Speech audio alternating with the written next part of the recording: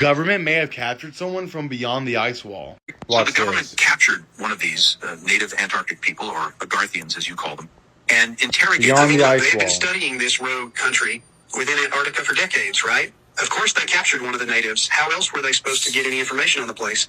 Look, regardless, the things that they found out in the conversations that followed suit, right, were just, it puts history in a different perspective. Let's put it that way. This Wait, is they were insane. talking to this person? Well, look, I mean, wouldn't these people speak their own language? Buddy, just because they have their own native language doesn't mean they don't understand others as well. Look, after they detained him, right, they figured he was going to speak in some kind of uninterpretable tongue, so they sent in a linguistic expert by the name of Pete Richards to do the interrogation, right? And so Pete sits there asking him all kinds of different questions, right, about their society, about who they are.